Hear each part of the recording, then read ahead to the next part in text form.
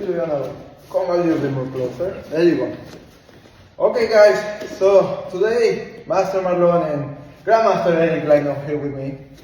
We're gonna be showing to you how to use a sai. He's gonna be showing you. I don't know how you use a sai. He knows, he's a little shy, but Shy with the sai. shy to the side. But anyway, for the Japanese public and for the people that we're doing this video, the Korean martial art instructors, we're gonna share this knowledge to Tonghak Kwan Hoshinsul and also promoting my own Kwan, the traditional Taekwondo. Of course, we don't, I need to say this, sai is a Japanese weapon, probably with origin in China, but anyway. Okinawa probably.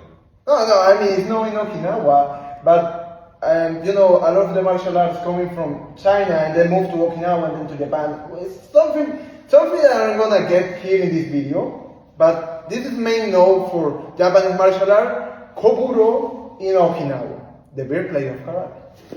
Anyway, my purpose here is teach you guys how to use the sai using joint locks techniques, and of course basic technique for the self-defense, and hopefully you enjoy it. I'm gonna discover this right now with Grandmaster Eric Lano. He's gonna show some moves later. Okay, so, very important guys, something that you need to know when you're using weapons, any kind of weapon, you need to understand that everything that you do with the weapon is something that you should be able to do with the hands. Of course, some weapon gonna be more easy, some technique gonna be more easy with the hand skills. But let's start with the basic one. So let's say, the first one that we're gonna learn is how to hold the sai. So usually sai has two ways. The first one is the Okinawan way that you have your thumb here for control and power, for a strike.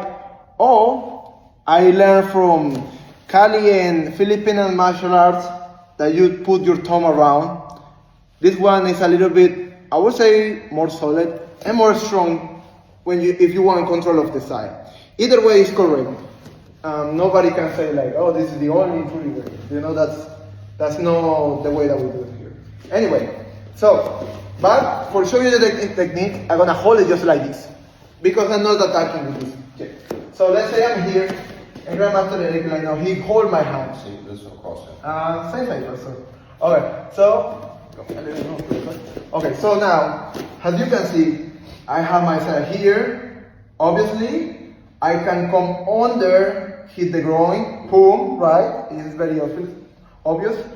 But the way that I'm gonna do now is using my joint locks, right? So the first one I'm gonna do is come around, cross, and if you see here, I have my joint lock right here. He let me go by the way because if I keep going, I'm gonna break his elbow and probably break the wrist if I catch with the side on the side. So one more time. First option, here in the groin, boom, right? Second option, moving around, come under, and come up that way. So if he's like this, and I keep going, dislocate the elbow, okay? Sir? A good pop from there. Now, the other one that I'm gonna show you to you, very famous in Hapkido. The first one that we're gonna do is put the side on sideways, right? Here. I'm using the side, the metal corner of the side for create one of the joint locks that we do in Hapkido, that is the, Nikyu is known in Aikido, but I don't know in Hapkido. The Goki? Goki, the Goki. Yes. So, what you're gonna do here, one more time, run your side sideways, create this wrist. As you see, it's getting my wrist, and I have my side on sideways. All that I'm gonna do is keep holding my side, maybe that way, you can see it, this way, right? It's like if he let me go for a second, it's like when he's grabbing me for my joint lock technique, right? So if we turn one more time. All that I'm gonna do is just pressing down the metal and rolling my hand like a motorcycle. There you go. Right there. Let's on the other side, that way people can see what I do with my other hand. Here. Grab the metal and run your motorcycle. Go! Even you can I can still doing that without putting my hand there, for be honest. The metal is doing the work for me. The reason why I put my hand here is because I wanna avoiding he escape, right? So if I'm here, okay, I'm here. If you try to escape, I have already this. There's no way to escape from it. Or if I try to punch him. Try to punch me? Right? All that I have to do is just drop my waist using the side with me. Okay? Does not tickle people. Okay? So that is the way that you can apply the joint locks. Now I'm gonna show you the joint lock without the side. This is the way that I wanna try to prove you that if you know how to use a weapon, you can still using this with your Basically, hands. the weapon is not a single entity. The weapon is extension of your body. That's right. So, Grandmaster Eric is grabbing my hand this way. First technique that we did, probably I'm gonna be able to reach how to punch him there with the side. But for good luck, we have a lot of extension. I can just use my hand, right? Or I can use my foot, boom, right? Or I can just move sideways, boom, side kick, right? That was the first one that I did with the side. Remember when I did this? Okay, that would be that one. Not the same way I'm expecting with my same hand, but it's the most close by that I have from that. Now, the second technique that I did, the joint lock, right? So, the first thing that I'm gonna do, use my back stance, move my hand. Now, for this one, I'm gonna grab this one here, and I'm gonna push my elbow up, boom, right? That was my second technique. My third technique that I did with my side. Control the wrist, small circle, and pushing down. That was the same technique that I did with my side a couple seconds ago. Now, let's say, talking about the cross side. Now, same thing. I have this quad from this side. I can use, right? Or I can come around. And here, just with this one. My side is securing the wrist from there, right? And if I want to be more mean, watch this. I have the pointing of this here. All that I have to do is just point my side to him, right? Saying, hey, watch my side, right? Okay? So that's from that side. Now, what happens if I want to go from the other side, okay? I hit him here, boom, coming around, and turning this way. He's gonna let me go eventually, but watch what he gives me when we do that. One more time. Here, he's turning, and I have the back from here, right? I have several options from there. Now, showing you the skills without the side, proving what Grandmaster Eric Leiner is saying about the extension of your body. So he grabbed me one more time. Okay, so the first thing that I did was hitting the quad. Same thing, I cannot hit the quad from my free hand because I don't have extension, and it is impossible, of course. So I can use my back foot, boom. I can turn in, boom, right? Now, the other technique that I did, same thing that I did before. Circle. And this is the pointing of my side here. Boom. Now what happened? He let me go here, but I have the sharp part of my side with my other hand, and I boom, right? I'm making my strike from there. Now the last technique that I did. Oh, I did that one. Okay, opposite way. Oh, yeah, okay. So now the other one.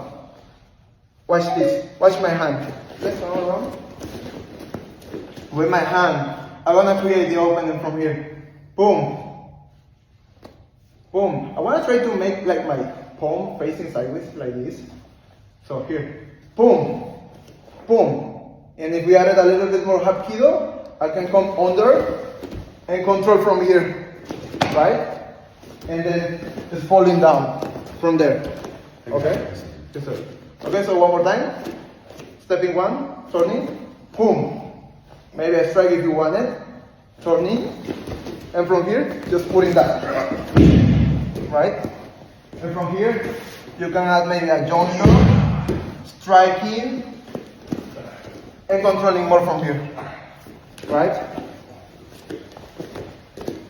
Other thing that I want to share with you guys. Let's see. Grandmaster Lino, could you lay down for me, please? Okay, so guys, something interesting for the Tonghapkan Hoshi Sui and traditional Taekwondo. Making research, I discovered that the size supposed to be, I don't know right now, I think right now it's just a boken or something like that in Japan for the police. But in the old timings, if you was a low rank police officer, you was able to use a bow staff. If you was a little bit more higher than the normal police officer in Japan, you used to use a sai. And the purpose of the sai, of course, is be a weapon, but also put a handcuffs to a criminal, right? So, the other thing I want to share with you, sai is supposed to be like this one that I have right here, like bolt in the end.